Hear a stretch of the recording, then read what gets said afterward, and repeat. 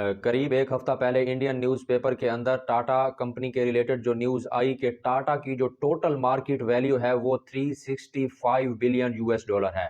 इस खबर ने पाकिस्तान के अंदर रहने वाले मुक़्तदिर हलकों और दूसरे फाइनेंस रिलेटेड लोगों और पढ़े लिखे लोगों को ये सोचने पर मजबूर किया होगा कि कौन सा ऐसा फैक्टर है कि इंडिया की एक कंपनी की टोटल मार्केट वैल्यू इतनी है, 365 बिलियन यूएस डॉलर। इसके मुकाबले के अंदर जब पाकिस्तान की टोटल जीडीपी वैल्यू का जो एस्टीमेट आईएमएफ ने लगाया तो वो बनता है तकरीबन 341 बिलियन डॉलर। यानी कि इंडिया की एक टाटा कॉन्ग्लोमरेट जो है वो पाकिस्तान की टोटल कंट्री के जीडीपी वैल्यू से तकरीबन 24 बिलियन डॉलर ज्यादा है।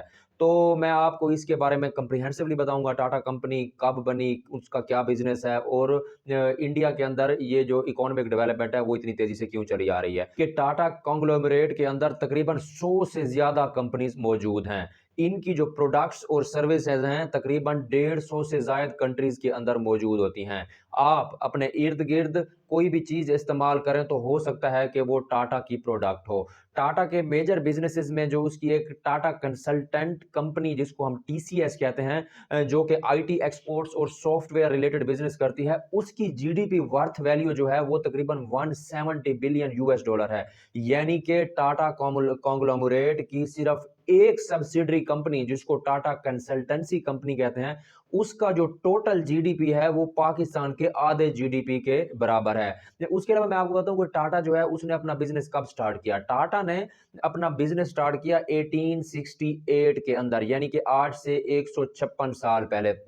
तो इसको जो फाउंडर था वो था जामशेदजी टाटा। ठीक है, जामशेदजी टाटा जो है 1868 में अपनी कंपनी का स्टार्ट करने के बाद उसका पहला मेजर प्रोजेक्ट जो था उसने इंडिया के अंदर ताज होटल बनवाया था 1903 के अंदर। तो होटल बनाने के बाद ये होटलिंग बिजनेस में भी आ गए। तो टाटा का जो सन था उसने सबसे पहले एशिया के अंदर एक स्टील मिल लगाई 1907 के अंदर। तो आप देख लें कि बिजनेस फेवरेबल एनवायरनमेंट इंडिया के अंदर इतना है कि एक कंपनी 1868 के अंदर बनी, 156 साल गुजर जाने के बावजूद भी वो कंपनी ग्रो कर रही है। उसके अंदर किसी किस्म की रिस्ट्रिक्शन या कोई पॉलिटिकल इंस्टेबिलिटी या कोई दूसरा फैक्टर उसके ऊपर असरअंदाज नहीं हुआ। टाटा कंपनी जो है उसने कुछ साल पहले एयर इंडिया को परचेज कर लिया था और रिसेंट न्यूज ये है कि टाटा ने 220 बोइंग 767 तियारे जो हैं वो अमेरिका को उन ऑर्डर दे दिया है। इन 220 बोइंग 767 की जो टोटल वर्थ वैल्यू है वो तकरीबन है 45 बिलियन डॉलर। और इसके मुकाबले में अगर हम पाकिस्तान को देखें तो पाकिस्तान के तो कुछ चंद जो बोइंग 767 है वो भी किराए पे हैं, उधार है। मैं पीआईए की बात कर रहा हूं। तो टाटा के अंडर एटलीस्ट 8 ऐसी कंपनीज आती हैं जिन्होंने पिछले साल डबल रेवेन्यू कमाया। उनमें कौन सी हैं, जिसमें टाटा मोटर्स जो है उसने रिटर्न दिया 113%, ट्रेंट जो है उसने 195% रिटर्न दिया, टाटा इन्वेस्टमेंट कॉर्पोरेशन जो है उसने 155% रिटर्न जो है पिछले साल अपनी टोटल वर्थ वैल्यू के से ज्यादा दिया। अब अगर हम इंडिया की एक कंपनी की ग्रोथ देखें और पाकिस्तान के पूरे कंट्री की इकोनॉमिक ग्रोथ देखें तो उसमें काफी सारा फर्क है। इंडिया जो है वो डेवलपमेंट की तरफ जा रही है उसकी इकोनॉमी, और पाकिस्तान जो है डिक्लाइन की तरफ जा रहा है। तो इसके जो सीक्रेट है ना, इंडियन इकोनॉमिक डेवलपमेंट की जो सीक्रेट्स हैं वो ये है कि एक तो इंडिया के अंदर बिजनेस फेवरेबल एनवायरनमेंट है, दूसरे नंबर पे पॉलिटिकल स्टेबिलिटी है। किसी भी सियासी जमात के बनने वाले प्राइम मिनिस्टर को ना तो ना अहल किया जाता है और ना मारा जाता है, ना जेल में डाला जाता है ऐसे।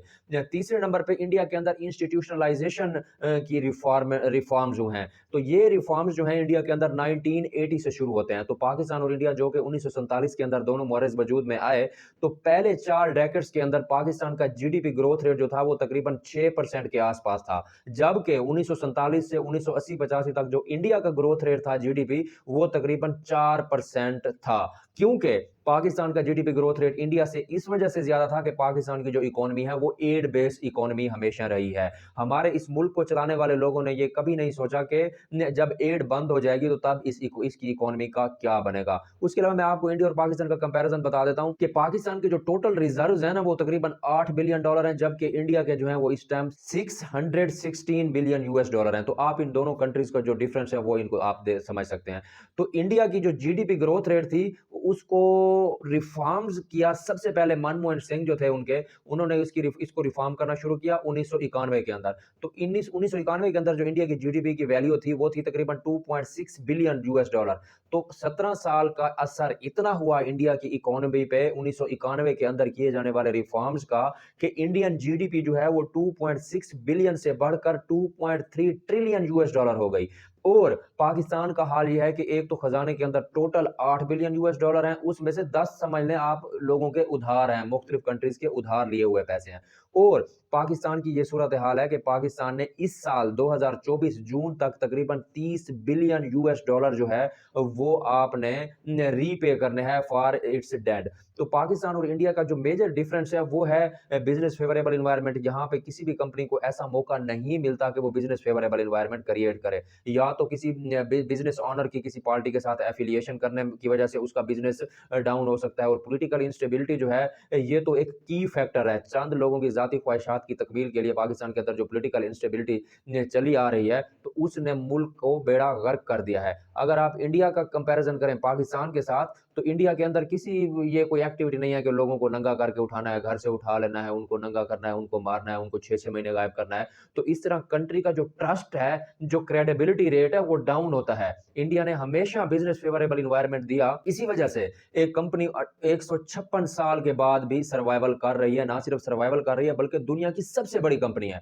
और ये इस कंपनी ने एम्प्लॉयमेंट दी रखी है 10,28,000 लोगों को। इतनी एम्प्लॉयमेंट पाकिस्तान की शायद 1000 कंपनियों के अंदर भी ना हो, 10,28,000। उसके अलावा पाकिस्तान के अंदर एक जो आने वाले मेजर इश्यूज हैं उसमें अगर हम इंडिया के साथ कंपैरिजन करें तो मूनसून जो है उसके अंदर जो फ्लड है उसके आने के चांसेस हैं, क्योंकि क्लाइमेट चेंज इसकी मेन रीजन है। 2022 के मॉनसून के अंदर जो फ्लड आया था उसने हमारा तकरीबन 30 बिलियन डॉलर वेस्ट कर दिया था।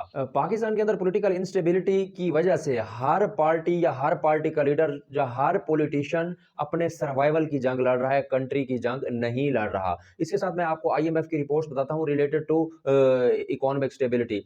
आईएमएफ ने ना एक रिसर्च की 1950 से लेकर 1985 के दरमियान मुख्तलिफ कंट्रीज की जिनकी जीडीपी ग्रोथ रेट कम है। तो आईएमएफ की इस 1950 से 1985 तक की रिसर्च की रिपोर्ट के मुताबिक उन कंट्रीज की जीडीपी ग्रोथ रेट लोअर है जिनके अंदर गवर्नमेंट जो है वो फ्रीक्वेंटली चेंज होती हैं, कोलैप्स कर जाती हैं due to dictatorship, due to no confidence vote और रेवोल्यूशन आ जाए या इस तरह।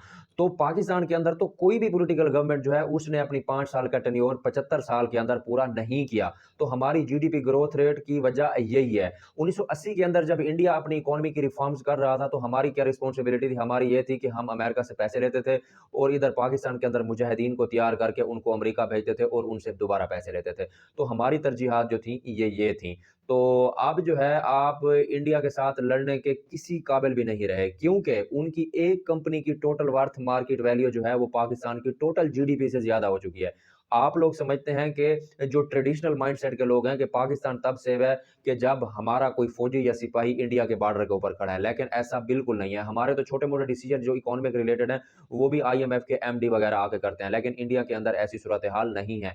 ये बात हकीकत है कि वहां पर भी पॉवर्टी है, डिस्क्रिमिनेशन है और बाकी इस तरह के सेक्टेरियनिज्म या प्रोविंशियल ऑटोनॉमी या separation from country related issues हैं, लेकिन उसके बावजूद भी इंडिया के अंदर काफ़ी इंप्रूवमेंट है अगर उसका हम कंपैरिजन करें तो पाकिस्तान से। तो लिहाजा मैं अपने इस नटशेल में ये कहूँगा कि पाकिस्तान की जो स्टेट है और जो मुक़्तदिर लोग हैं, ताकतवर लोग हैं, उनको एक दफ़ा बैठकर सोचना चाहिए कि पाकिस्तान के अंदर पॉलिटिकल स्टेबिलिटी को अगर अब भी यकीनी नहीं बनाते तो उसका नतीजा ये है कि पाकिस्तान कहीं खुदा न खास्ता इकोनॉमिकली कोलैप्स ना कर जाए।